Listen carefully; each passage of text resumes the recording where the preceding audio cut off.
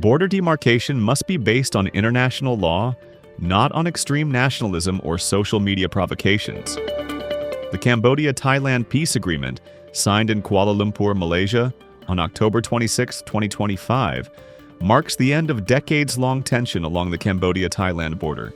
This agreement is not merely a political peace settlement, but a historic turning point, ushering both nations into a new era of cooperation for peace and development.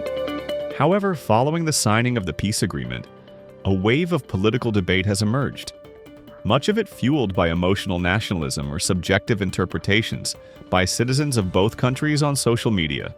Heated online discussions and personal interpretations of territory lost or gained have become a new political phenomenon, revealing a lack of comprehensive understanding about the official process of border demarcation and pillar placement. The demarcation and measurement of borders is a long and complex process that combines legal, historical, technical, and diplomatic components, none of which can be separated. Under international procedures, the final decision on border demarcation must follow the standard procedures of the Joint Border Commission, JBC, which is the only legitimate body authorized to handle this matter. No other mechanism or entity has the authority to do so. As Thai Prime Minister Anutin Charnvirakul stated, both Cambodia and Thailand have overlapping areas along the border. His statement reflects a spirit of political honesty and internationalism, recognizing that if there is an official agreement, any area found overlapping shall be returned accordingly.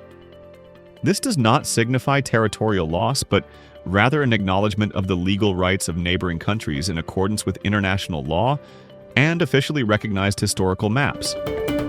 This marks a major political shift, from emotional or extreme nationalist approaches and military posturing to law-based diplomacy and international political integrity.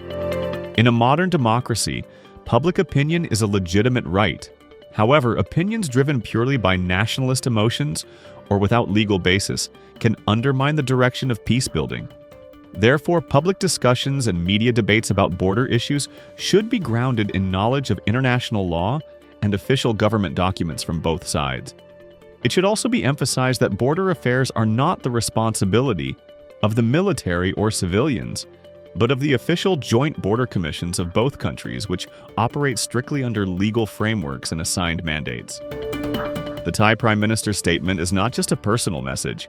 It symbolizes Thailand's governmental commitment to maintaining peace through diplomacy. It shows that Thailand now values peace over displays of military power. The mention of providing resettlement areas for relocated citizens demonstrates a respect for human rights and social security, forming part of a humanitarian policy. It indicates that border management is not merely a cartographic issue, but also a political, human, and social matter that requires understanding and shared responsibility. This process illustrates that the future of Cambodia-Thailand relations will be based on legal cooperation and respect for international law. The Kuala Lumpur Peace Agreement is not the end, but the beginning of a new era that could restore mutual trust and promote economic development along the border. Historically and going forward, Cambodia's position has always been to resolve border issues in accordance with international law, upholding sovereignty, equality, independence, and territorial integrity as fundamental principles. If both countries continue to adhere to law, peace principles, and mutual respect, long-standing border disputes can transform into a solid foundation for political and economic cooperation in the region. Border demarcation must therefore be carried out in accordance with international law and formal agreements, not based on emotion, speculation, or subjective interpretation. The Kuala Lumpur Peace Agreement and the Thai Prime Minister's statement affirm that peace can only be achieved through diplomacy and mutual understanding. Both nations must continue to cooperate based on international legal principles, mutual reconciliation, and friendly relations, so that the Cambodia-Thailand border becomes a bridge of peace and friendship, not a barrier or source of territorial conflict. By Pin Vishay, political science scholar.